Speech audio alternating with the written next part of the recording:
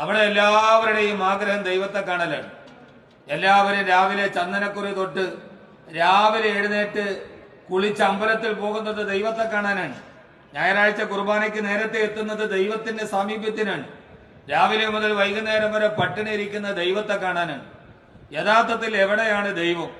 ഞാനൊക്കെ സ്കൂളിൽ പഠിക്കുന്ന കാലത്ത് ഒരു പാട്ട് കേട്ടിട്ടുണ്ട്. ദൈവത്തിൻ വീട് വീട് അവൻ ഉറങ്ങും മെതി എവിടെ, അമ്പലത്തിൽ കണ്ടില്ല പള്ളിയിലും കണ്ടില്ല എന്ന് പറഞ്ഞ ഒരു അനാഥനായ ബാലൻ ബാല്യകാലത്ത് അച്ഛനെയും അമ്മയെയും നഷ്ടപ്പെട്ട് ജീവിതത്തിന്റെ അവലംബമില്ലാതെ ദൈവം എവിടെയാണെന്ന് അന്വേഷിച്ച് നടക്കുന്ന ഒരു ചെറിയ പാട്ട് എൻ്റെ ഇതുപോലെയുള്ള സ്കൂൾ കാലഘട്ടത്തിൽ കേട്ടിട്ടുണ്ട്.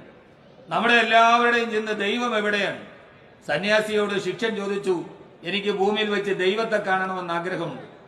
അദ്ദേഹം തന്നെ ശിഷ്യന്റെ കൈപിടിച്ച് ആ നാട്ടിലെ ആളുകൾ ജോലിയെടുക്കുന്ന, സാധാരണക്കാരായ ആളുകൾ ജോലിയെടുക്കുന്ന കമ്പോളത്തിൽ കൊണ്ടുപോയി രാവിലെ മുതൽ വൈകുന്നേരം വരെ ജീവിതത്തിന്റെ രണ്ടറ്റം തമ്മിൽ കൂട്ടിമുട്ടിക്കാൻ, അച്ഛന് മരുന്ന് വാങ്ങാൻ, അമ്മയ്ക്ക് കിടപ്പാടം ഒരുക്കാൻ, പെങ്ങളെ കെട്ടിക്കാൻ, മക്കളെ പഠിപ്പിക്കാൻ, ഒരു നേരത്തെ അന്നം കൊടുക്കാൻ കഷ്ടപ്പെടുന്ന പാവപ്പെട്ടവർ ജോലിയെടുക്കുന്ന അങ്ങാടിയിൽ കൊണ്ടുപോയിട്ട് പറഞ്ഞു, നീ അവിടേക്ക് നോക്കുക, അവിടെ നിനക്ക് ദൈവത്തെ കാണാൻ കഴിയുമെന്ന്.